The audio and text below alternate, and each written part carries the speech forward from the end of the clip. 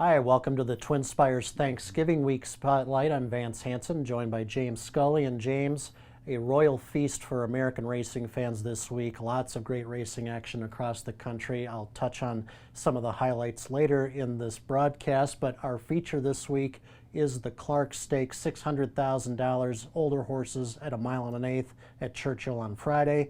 A very good field, 1 3-year-old in the mix. How do you see the race? Really a great betting race. You do have a big favorite in there, Tom's the Tot. Looks like it's going to be a solid choice off his first graded stakes win in the Fayette Stakes at Keeneland. He won that by almost 5 lengths. But to me, the one thing about the race is that I do think there's an honest amount of pace entered. You've got Major Cabby, Mr. Buff, Fact Finding, even Pioneer Spirit, I think will be winging it from his outside post.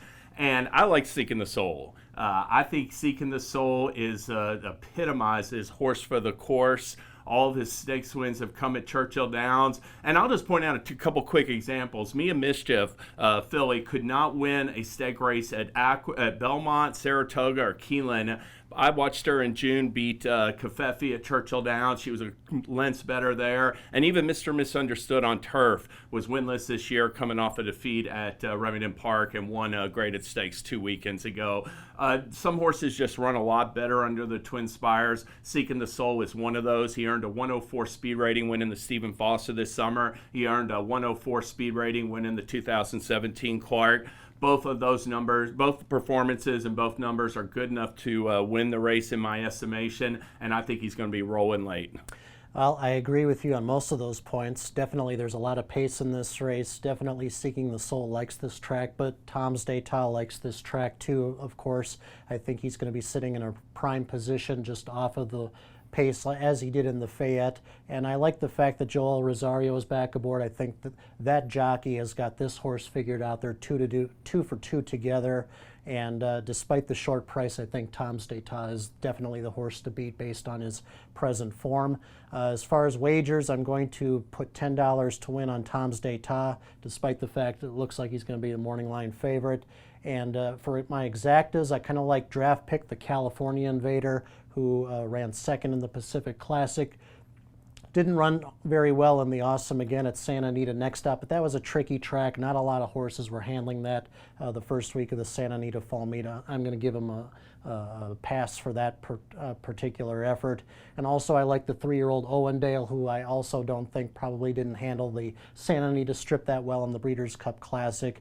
He's vastly improving, and if not for some track bias issues during the course of the year, I think his resume would be a lot stronger. So I'm going to put them on underneath Tom's d'Etat exactas. How are you going to play? I agree with your sentiment on Owendale. I look for more for him next year. I'm going to bet $10 to win on Seeking the Soul, and I do agree Tom's d'Etat's a horse to beat, so I'll box him in a $5 exacta. Play it that way. Excellent. Well, like I said earlier, we've got lots of great racing action across the country this Thanksgiving holiday weekend. Of course, great stakes action at Aqueduct. Grade 1 turf races at Del Mar all weekend. Gulfstream Park, Tampa Bay Downs opens the major winter racing in Florida this weekend as well. But of course, our emphasis is the Churchill Downs family of racetracks fairgrounds with its traditional holiday opening Thanksgiving Thursday. And Churchill Downs with its closing weekend. We got Stars of Tomorrow on Saturday. Tis the Law is the highlight in the Kentucky Jockey Club Road to the Kentucky Derby Series prep, and also the Goldenrod is a Kentucky Oaks prep for the fillies. And closing day Sunday, we've got a single 6 mandatory payout for sure. Yeah, and we have a pool 1 of the Kentucky Derby future wager as well, and a Kentucky Derby Sire future wager. And Thanksgiving weekend, Vance, is my favorite holiday of the year for sports, racing, and food. I'm with you on that, and of course James and I have also an interest in the University of Louisville and Kentucky football games, so good luck to your Cats. Good luck to your Cards. Good luck to all of you this holiday weekend. Join us again next week for the Twin Spires Saturday Spotlight.